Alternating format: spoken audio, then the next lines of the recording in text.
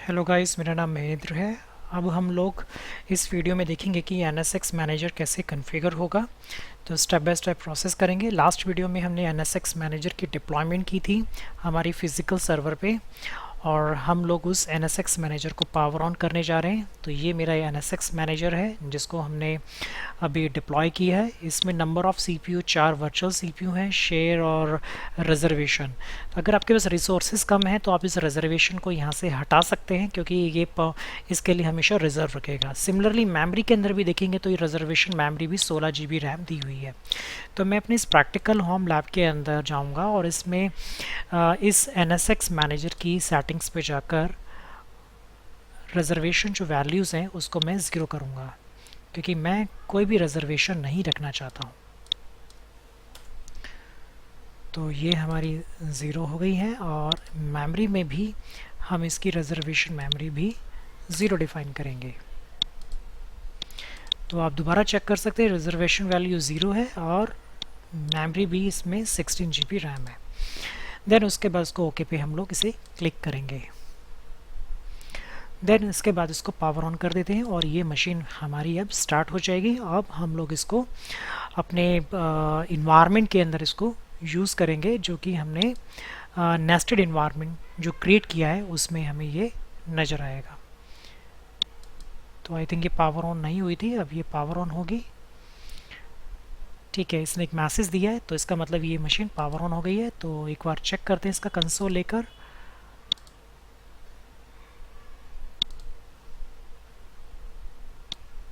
तो ये हमारा NSX मैनेजर की कंसोल है जो हमने जस्ट अभी इंस्टॉल किया है, और ये अब फर्स्ट टाइम बूट हो रही है मशीन।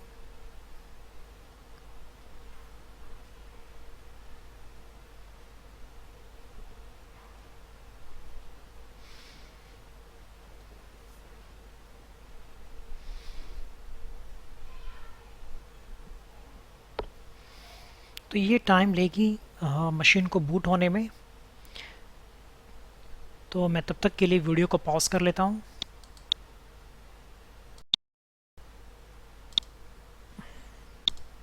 तो ये हमारा डिप्लॉय हो गया है NSX मैनेजर।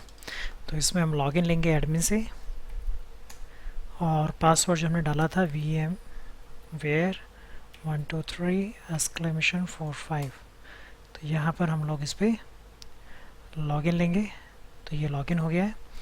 उसके बाद कोई भी कमांड आप चलाना चाहते हैं तो आपको यहाँ पे क्वेश्चन मार्क करेंगे, आप चेक कर सकते हो। कोई भी चीज़ कॉन्फ़िगर करनी है तो सेट लगाएंगे, कोई भी इंफॉर्मेशन दिखनी है तो गेट लगाएंगे। तो कैट क्वेश्चन मार्क किया, क्या करना चाहते हैं। जैसे कैट मैंने लिखा वर्ज़न, तो वर्ज़न मुझे यहाँ पे नज़र आएगा कि NSX का कौन सा वर्ज़न मैं यूज़ कर रहा हूँ। तो VMware NSX सॉफ्टवेयर वर्ज़न 3.1.0 हम यूज़ कर रहे हैं, और ये जो प्रोडक्ट वर्ज़न है इसकी डिटेल पूरी नीचे दी गई है, उसके कॉपीराइट्स के बारे में मेंशन किया गया है। देन उसके बाद कैट के बाद क्वेश्चन मार्क कर सकते हैं, क्या करना चाहते हैं। कैट मैनेजर या कैट क्लस्टर क्या करना चाहते हैं। तो जैसे इस क्लस्टर्स लिखा मैंने, क्लस्टर के बाद मैंने यहाँ पे लिखा स्टेटस, और देन उसके बाद एंटर मारूंगा तो मुझे यहाँ पे सिर्फ NSX मैनेजर का एक ही स्टेटस मुझे नज़र आ रहा है। तो मैं इसको थोड़ा सा बड़ा कर लेता हूँ ताकि ये हमें नज़र आए इजीली। आई थिंक ये कंसोल पे नज़र नहीं आ रहा है, तो मुझे इसके बजाय मैं अपने पुट्टी के थ्रू भी इसको एक्सेस कर सकता हूँ, या फिर मॉबिक्स टूल के थ्रू भी मैं इसको यूज़ करके देख सकता हूँ कि क्या इसमें डिटेल है। तो मैं मॉबिक्स ट्री में इसको भी ऐड कर लेता हूँ। तो सेशंस पे जाकर एक सेशन हम ऐड करेंगे, SSH में सर्वर का IP, इसका IP क्या है 10.0.1.20 है। बेसिकली हम लोग मेन मशीन से कर रहे हैं, तो मेन मशीन से तो ये नहीं होगा, क्योंकि मेन मशीन को हम लोगों ने मोबीएक्स के थ्रू हम लोग नहीं कर पाएंगे, क्योंकि ये जो इन्वायरमेंट है ये नेस्टेड में, और इसका जो IP सबनेट है वो बेसिकली नेस्टेड में चलेगा। तो इसकी बजाय हम इसको जंप सर्वर से करें तो बेटर रहेगा। तो मैं इसको यहाँ से मिनिमाइज़ कर देता हूँ, और जंप सर्वर पे हम लोग लॉगिन लेते हैं। तो जंप सर्वर, ये हमारा जंप सर्वर है, और इस पर हम लोग लॉगिन लेंगे।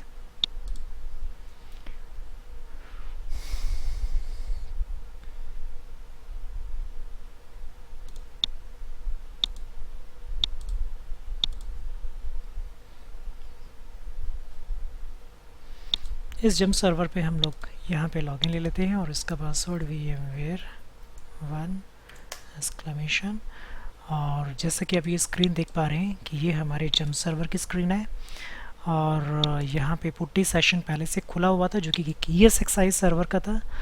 तो मैं इसको एक न्यू सेशन पे क्लिक कर लेता हूँ, इसे क्लोज कर लेता हूँ, यस।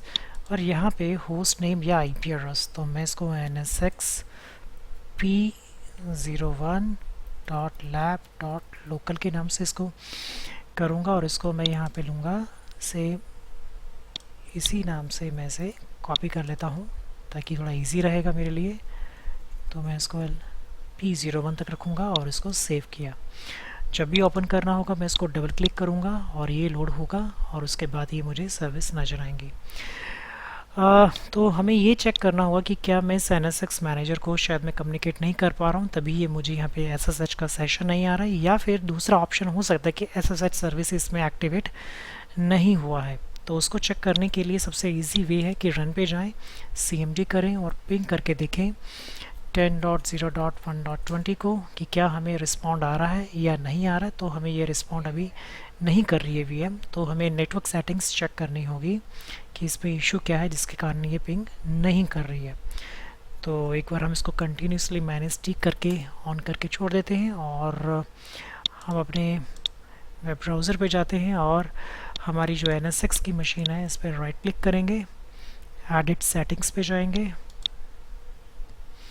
एडिट सेटिंग्स पे आने के बाद यहाँ पर नेटवर्किंग अडेप्टर पे जाएंगे जो कि यहाँ पे कनेक्टेड ऑन में है। तो मैं इसको नेस्टेड ट्रंक की बजाय अभी मैं इसको मैनेजमेंट में डाल देता हूँ और देन उसके बाद चेक करते हैं कि क्या ये कम्युनिकेट करता है या नहीं कर रहा है। इसको हमने ओके किया और जंप सर्वर की मशीन पे जाते हैं तो हमें यहाँ पे रिस्पॉन्ड आना शुरू हो गया है। तो अब हम लोग ट्राई करते हैं इसको। बेसिकली आप ट्रंक पे भी रखते हैं, उस पर भी कम्युनिकेट करता है, बट उस ट्रंक पोर्ट के ऊपर आई थिंक वो VLAN पास नहीं होगा, VLAN नंबर 10 का मैनेजमेंट का, तभी ये कम्युनिकेट नहीं कर रहा था। जैसे ही मैंने इसको मैनेजमेंट में डाला तो उसने कम्युनिकेशन स्टार्ट कर दी है। तो देन उसके बाद मैं दोबारा से इस सेशन को रीस्टार्ट करूँगा सेशन। तो ये हमें लॉगिन दिखा रहा है और यहाँ पे एडमिन पे क्लिक करेंगे और इसका जो पासवर्ड होगा इंस्टॉलेशन टाइम में जो डाला था VMware123!45 और एंटर प्रेस किया तो यहाँ पे हम लोग लॉगिन हो जाएंगे। और यहाँ पे मुझे कैट क्लस्टर, देन उसके बाद स्टेटस का भी एक ऑप्शन होगा, हम उसको स्टेटस पे क्लिक करेंगे तो ये हमें यहाँ पे शो करेगा। थोड़ा सा साइज में इसका एक्सपेंड कर लेता हूँ और ताकि ये इन्फॉर्मेशन हमें कंप्लीट नज़र आए। तो जैसा कि आपको ये नज़र आएगा कि इसमें NSX मैनेजर हम लोगों ने इंस्टॉल किया, इसका UUID जो कि एक पर्टिकुलर एक यूनिक ID होती है वो नज़र आ रहा है। FQDN किस नाम से आ रहा है, क्या IP एड्रेस और क्या स्टेटस है यहाँ पे दिखा रहा है। तो अभी हम इसको मिनिमाइज़ कर देते हैं क्योंकि अभी हम लोगों ने सर्विस अभी पूरी कन्फिग्रेशन नहीं की है। तो स्लोली हम इसको ऐड करते जाएंगे कन्फिग्रेशन को, वैसे वैसे इसमें प्रोसीड बढ़ते जाएंगे। तो इसको मिनिमाइज़ करता हूँ अभी मैं।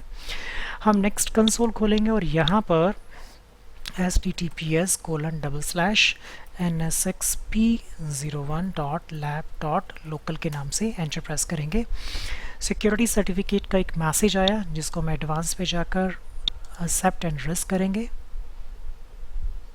एंड देन उसके बाद यहाँ पे जो यूज़र नेम होगा वो एडमिन होगा और पासवर्ड इंस्टॉलेशन टाइम पे जो दिया गया था VMware123!45 लिखेंगे और लॉगिन पे क्लिक करेंगे। और ये मैं अपने डेटाबेस में इसको ऐड कर रहा हूँ कि वेब ब्राउज़र के।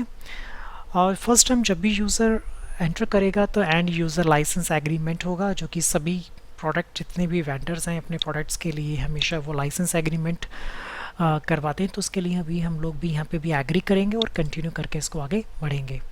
तो मैं नहीं चाहता कि ये कस्टमर एक्सपीरियंस इम्प्रूवमेंट प्रोग्राम में हो क्योंकि ये होम लैब है, तो इसको जस्ट सेव करूँगा।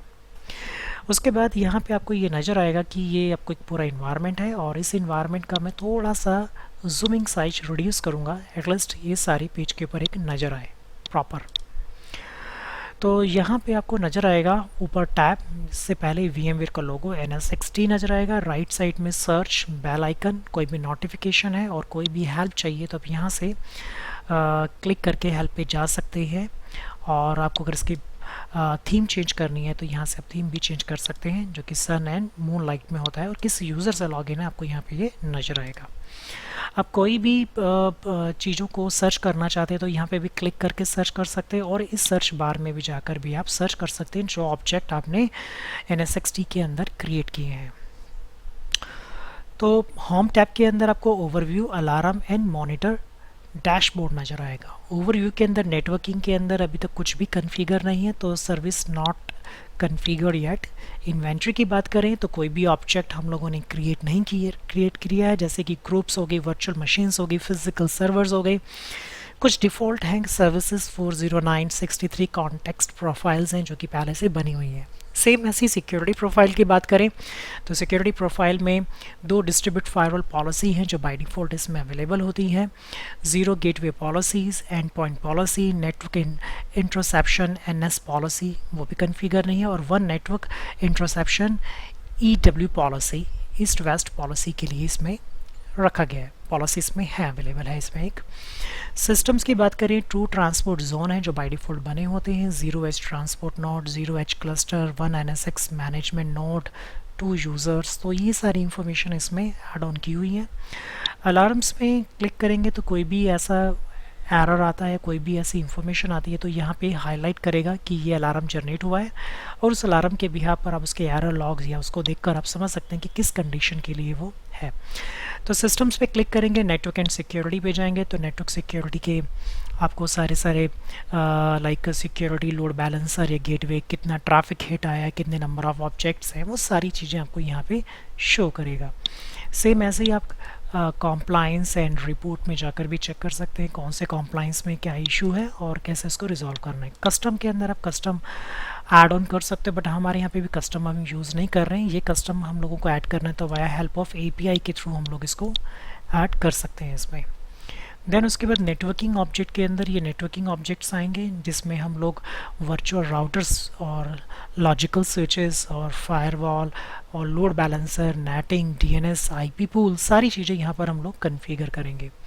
सिक्योरिटी में सिक्योरिटी से रिलेटेड रहेगा, लाइक जैसे कि ईस्ट वेस्ट ट्रैफिक की फिल्ट्रेशन के लिए DFW कैसे इम्प्लीमेंट होगा, DFW के साथ साथ URL एनालाइज कैसे कर सकते हैं, नॉर्थ साउथ ट्रैफिक के लिए और ईस्ट वेस्ट ट्रैफिक के लिए भी हम लोग किस तरीके से अपनी सिक्योरिटी पॉलिसी लगा सकते हैं, एंड पॉइंट प्रोटेक्शन कैसे करते हैं, गेस्ट इंटरसेप्शन सर्विसेज कैसे यूज़ कर सकते हैं, और लोड बैलेंसर के लिए जो पॉलिसीज़ लगाई जाएंगी वो कैसे लगाई जाएंगी, IDS कैसे कन्फिगर होंगे जो कि NSX-V में नहीं था, जो NSX-T में इन्होंने ये ऑप्शन इसमें ऐड ऑन किया है।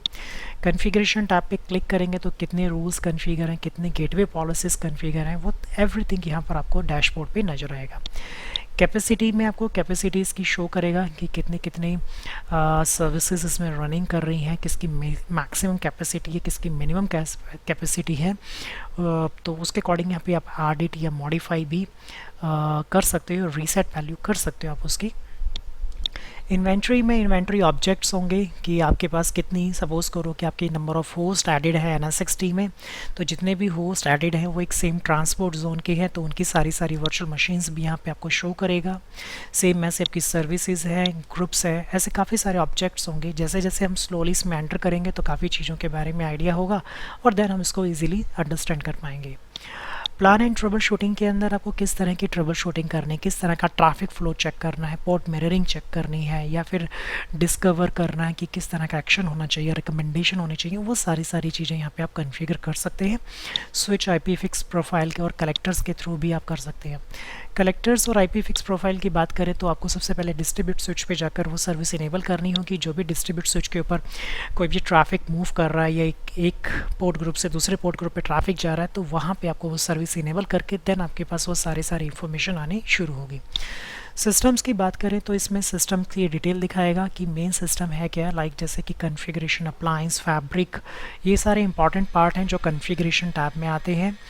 लाइफ साइकिल मैनेजमेंट के अंदर बैकअप, रिस्टोर, अपग्रेड और माइग्रेट का ऑप्शन होगा, और सेटिंग्स में यूज़र्स को असाइन करना है, किस तरह के रूल्स असाइन करने हैं, कौन सा यूज़र ऐड करना है, license, certificate, support, everything will be है।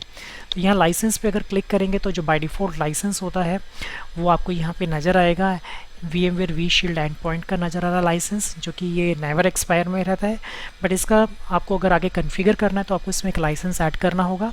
अगर आपने vmware.com पे जाकर आप NSXT 3.1 डाउनलोड करते हैं तो 60 डेज़ का एवोल्यूशन लाइसेंस वो भी आपको देगा। वो लाइसेंस यहाँ पे आप ऐड करके आप होम लैब के प्रैक्टिकल लैब्स पूरे कर सकते हो। कंप्लीट प्रैक्टिकल तो नहीं हो पाएंगे क्योंकि वो डिपेंड करेगा कितने नंबर ऑफ़ CPU सपोर्ट करने वाला लाइसेंस है।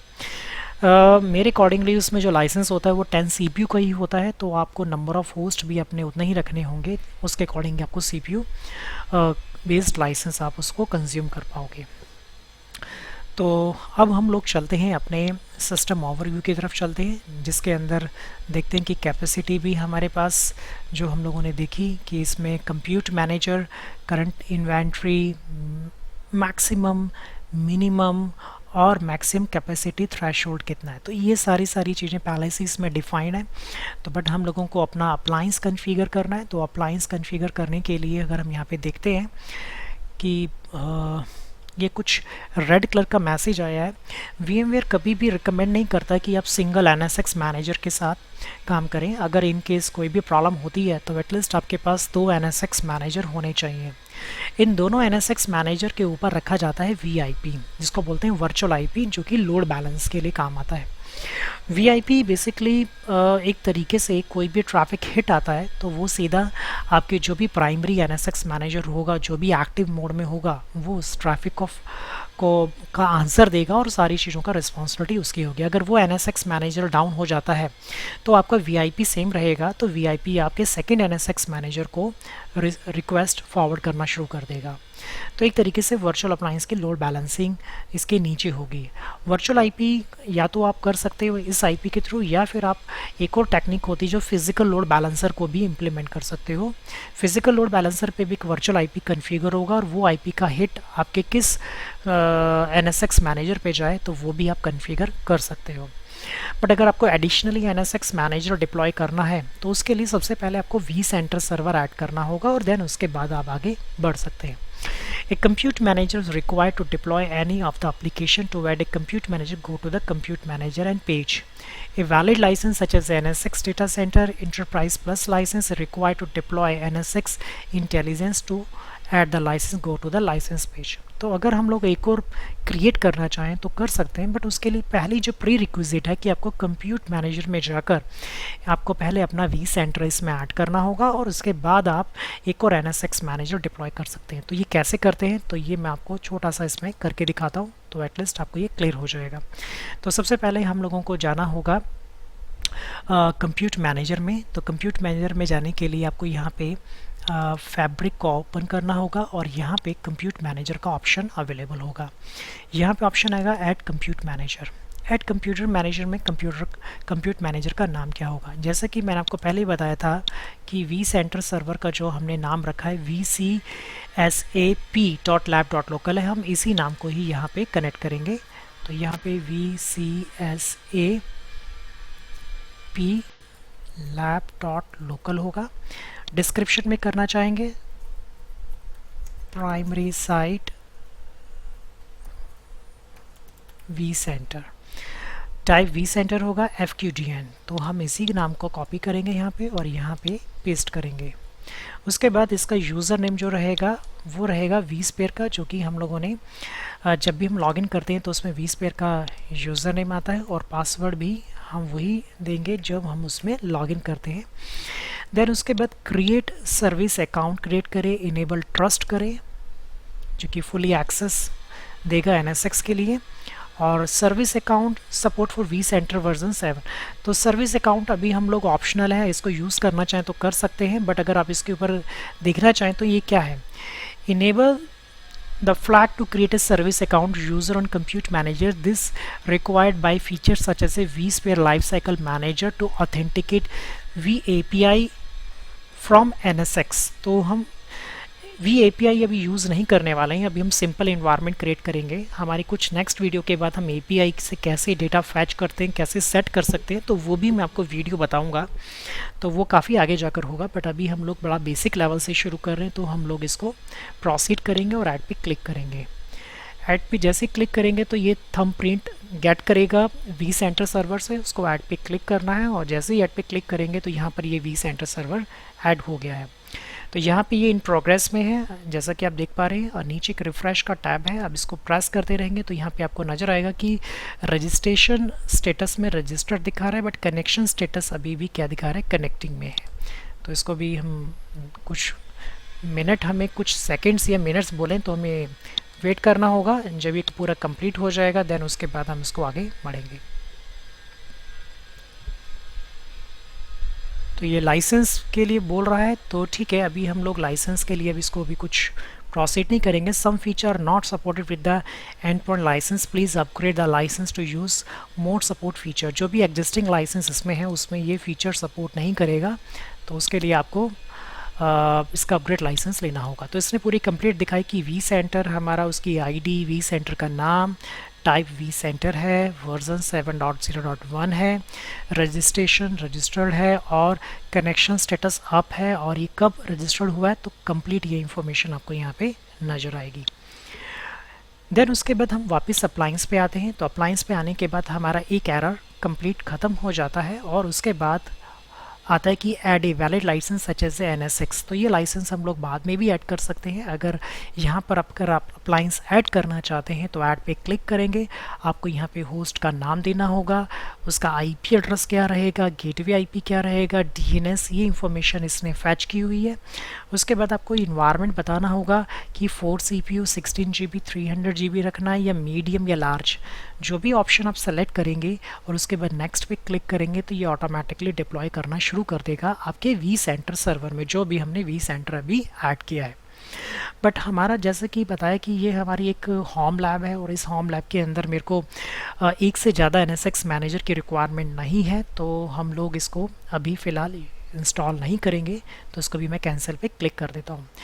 अगर आप इसको इंस्टॉल कर लेते हो नेक्स्ट नेक्स्ट करके तो यहाँ पर सेम ऐसे ही एक और NSX मैनेजर यहाँ पे आपको अवेलेबल नज़र आएगा। उसके बाद आपको यहाँ पे कॉन्फ़िगर करना होगा सेट वर्चुअल आईपी।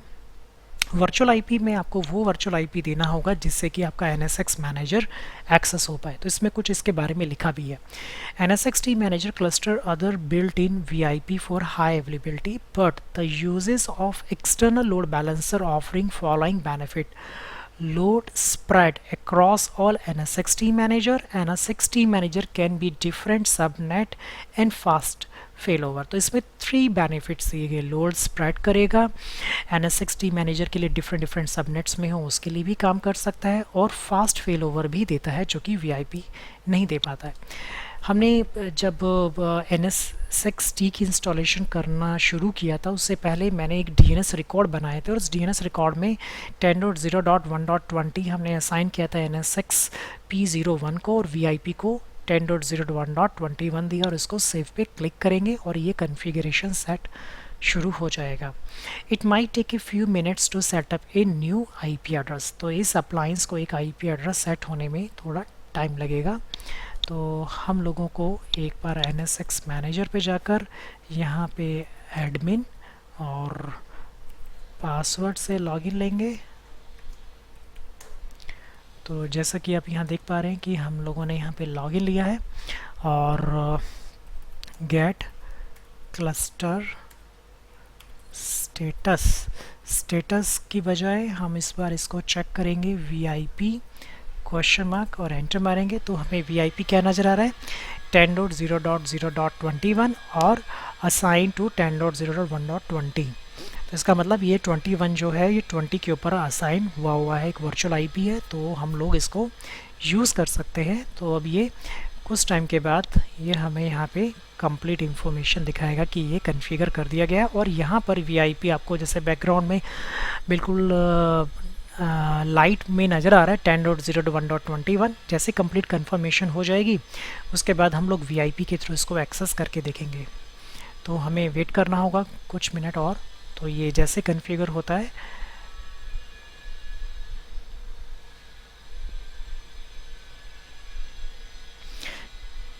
ठीक है, इसने NSX मैनेजर को चेंज करके इसने अब सीधा डाल दिया है, VIP पे डाला है। तो अब हम लोग VIP से लॉगिन लेंगे, ना कि NSX मैनेजर P01 से लॉगिन नहीं लेंगे। तो nsxp-vip.lab.local हम इसको लिखेंगे और ये हमें एडवांस एक्सेप्ट एंड रिस्क पे क्लिक करेंगे